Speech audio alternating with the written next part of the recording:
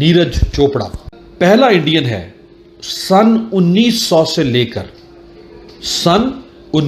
से लेकर वो पहला इंडियन है जिसने ओलंपिक गोल्ड मेडल हासिल किया है एथलेटिक्स में।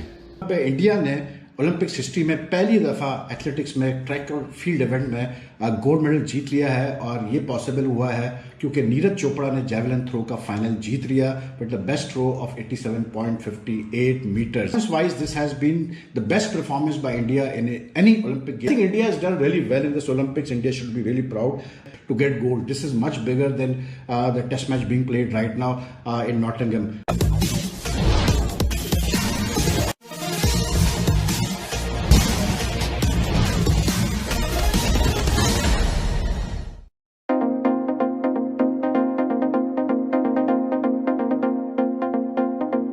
टोक्यो ओलंपिक्स में नीरज चोपड़ा ने आज 87.5 मीटर तक भाला फेंककर एक इतिहास रच डाला।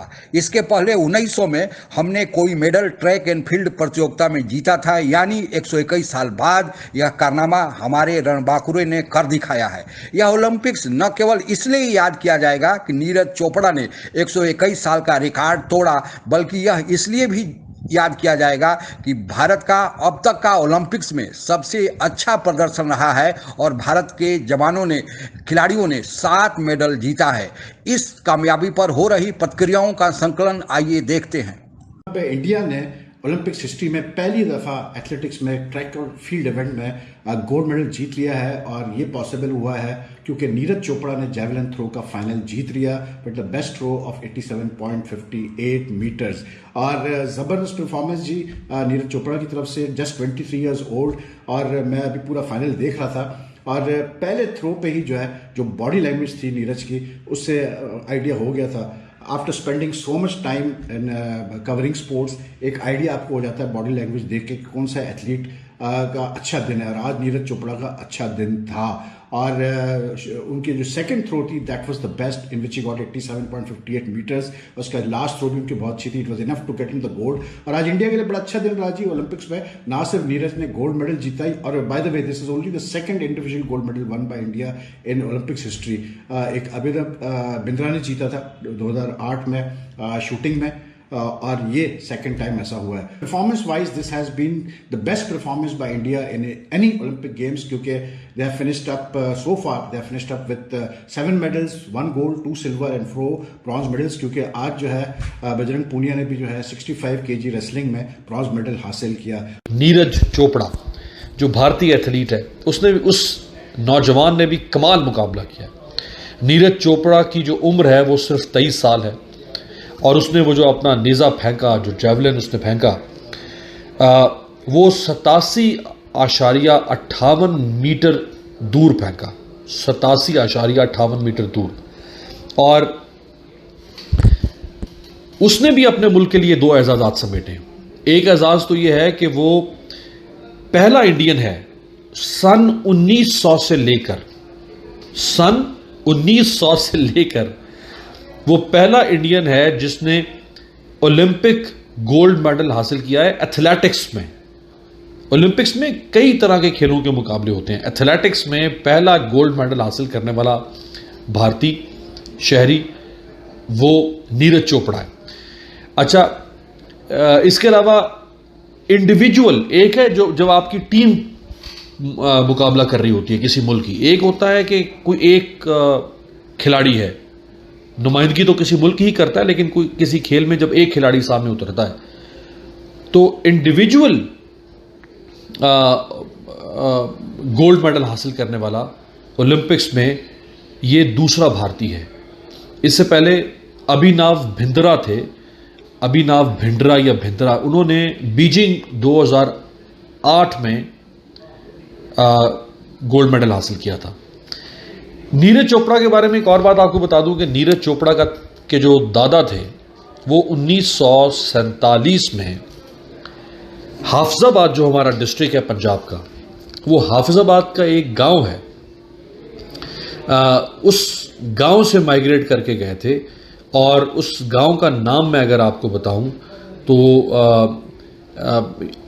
मैंने ये कंफर्म किया है डॉक्टर प्रमोद पाहवा, डॉक्टर प्रमोद पावा DRT के एडिटर हैं इंडिया और नेपाल के, उन्होंने मुझे बताया कि हाफिजाबाद का कोई गांव है कला मुराद बख्श, अब इस वक्त ये है या नहीं है, इसका नाम बदल गया हो, उस गांव से हिजरत करके 1947 में इसके दादा भारतीय शहर पानीपत गए थे।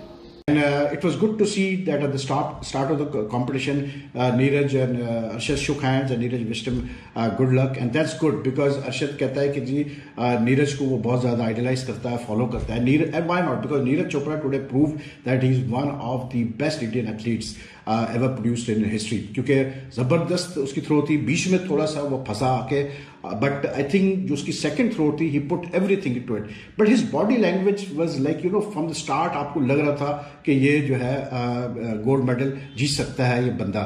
और सेकंड थ्रो और last throw he did it, he nailed it there, और for him it became easier also in the sense क्योंकि जो उसका सबसे बड़ा कॉम्पिटिटर था Vetter from Germany, he couldn't even qualify for the final 8, मतलब he was knocked out in the first 12 और qualifying round में वो बाहर हो गया, तो वो आज तो वो टॉप 8 में भी नहीं आया। अरशद नदीम के लिए बहुत बड़ी बात है कि वो टॉप 8 में उसने क्वालिफाई किया, and till the last he was there, he could have finished in the top 3। Indian government जो है, इंडियन स्पोर्ट्स अथॉरिटीज बहुत पैसा लगा रहे हैं अपने एथलीट्स के ऊपर, अदर देन क्रिकेट। हम अभी तक वही क्रिकेट में फंसे हुए हैं, उसके अलावा हम निकल ही नहीं सकते, क्रिकेट के अलावा हम कुछ सोचते ही नहीं है। So for heaven sec after this Olympics, खुदा के लिए अरशद नदीम जैसे, तालिब जैसे, इनाम भट्ट जैसे लोगों पे इन्वेस्ट करो यार, ये मेडल जीत के आ सकते हैं, क्योंकि ओलंपिक्स में गोल्ड मेडल जीतना, कोई भी मेडल जीतना एक बहुत बड़ी चीज़ होती है, बहुत बड़ी चीज़ होती है। It's a big thing for any country. तो जब छोटे छोटे मुल्क जो है, जब वो मेडल जीत सकते हैं किसी एक पर्टिकुलर स्पोर्ट्स में जिस पर वो फोकस कर सकते हैं, तो why can't Pakistan win medals in individual sports. तो वैसे भी 10 एथलीट तो हमारे टोटल के थे, and I think India has done really well in this Olympics. India should be really proud international sports में, इंटरनेशनल एथलीट्स में, डिफरेंट स्पोर्ट्स में, वो अब हम इंडिया में देख रहे हैं। That is why they have done so well in different sports. ये भी ज़हन में रखेंगे कुछ स्पोर्ट्स में उनके ऐसे भी एथलीट्स थे जो चौथे नंबर पे, 5वें नंबर पे फिनिश हुए, जैसे हमारा तला तालिब जो है 7वें नंबर पर फिनिश हुआ। But well done Neeraj, I think this is a big moment for Indian sports to get gold. This is much bigger than the test match being played right now in Nottingham, और मतलब कोई अंदाजा नहीं कर सकता कि gold की value क्या होती है। अभी जो जापान की राजधानी टोक्यो में ओलंपिक्स गेम संपन्न हुए हैं, उसमें भारत ने 1 गोल्ड, 2 सिल्वर और 4 ब्रॉन्ज यानी कुल 7 मेडल जीते हैं, जो अब तक का भारत के ओलंपिक्स इतिहास में सबसे ज़्यादा मेडल माना जाता है। इसके पहले 2012 लंदन ओलंपिक में भारत ने कुल 6 मेडल जीते थे, लेकिन उसमें गोल्ड मेडल शामिल नहीं था। वैसे तो भारत हॉकी में गोल्ड मेडल लगातार जीतते रहा है, पर हॉकी ग्रुप गेम कहा जाता है, व्यक्तिगत गेम नहीं कहा जाता है। व्यक्तिगत गेम जहां अकेले ही किसी ने गोल्ड मेडल जीता है, वह कारनामा हमारे देश के अभिनव बिंद्रा ने 2008 में बीजिंग ओलंपिक में शूटिंग में कारनामा कर दिखाया था। उसके बाद यह कारनामा करने वाले नीरज चोपड़ा दूसरे भारतीय बने। जहां तक ट्रैक एंड फील्ड प्रतियोगिता का सवाल है, यह कारनामा करने वाले नीरज चोपड़ा स्वतंत्र भारत में पहला और 121 साल बाद यह गोल्ड मेडल उन्होंने ट्रैक एंड फील्ड प्रतियोगिता में जीता है। सन 1900 में पहली बार भारत की तरफ से नॉर्मल पृथ्वीचंद ने सिल्वर मेडल एथलेटिक्स में यानी ट्रैक एंड फील्ड प्रतियोगिता में जीता था, और उसके बाद आज 121 साल बाद नीरज चोपड़ा ने यह कारनामा कर दिखाया है। हम और मेडल जीत सकते थे, पर थोड़ा भाग्य हमारे अनुकूल नहीं रहा। हालांकि हमने सर्वाधिक 7 मेडल जीते हैं, इसको सेलिब्रेट करना चाहिए, खुशी मनाना चाहिए, और इसका हमें पूरा हक भी बनता है। लेकिन यह भी ध्यान देना चाहिए कि जितनी हमारी जनसंख्या है, हमारा विश्व रंगमंच पर जितनी राजनीतिक पूछ है, जितना हमारे यहाँ प्रतिभा छिपी हुई है, उसके अनुपात में जितना दूसरे देशों ने मेडल जीता है, तब अगर उससे तुलना करें तो थोड़ा हमारा मेडल कम है। इसको और बढ़ाने की ज़रूरत है, और आज से ही अगर हम कोशिश शुरू करेंगे तो ज़रूर वह भी मुकाम हम पा लेंगे। हमारे भारतीयों में इतना सक्षमता है, इतना दम है कि हम जो ठान लेते हैं वह करते हैं। जितने भी मेडल जीतने वाले खिलाड़ी हैं, उनके कोचेज हैं तथा उनके सपोर्ट स्टाफ है, उन सबको हिंदुस्तान की आवाज़ की परिवार की तरफ से बहुत बहुत बधाई। आज के लिए बस इतना ही। आप अगर हमसे जुड़ा रहना चाहते हैं तो कृपया मेरे चैनल को सब्सक्राइब करें तथा बेल आइकन भी दबा दें, ताकि नई वीडियो की जानकारी तुरंत आप तक पहुंच जाए। धन्यवाद। जय हिंद।